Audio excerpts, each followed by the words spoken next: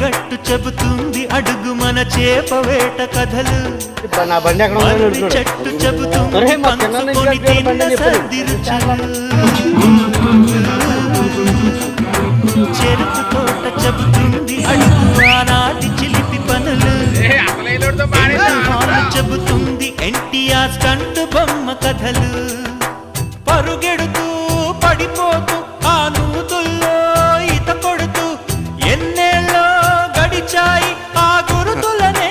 విడిచాయి వయసంత మరచి కేరింతలాడే ఆ తీపి జ్ఞాపకాలు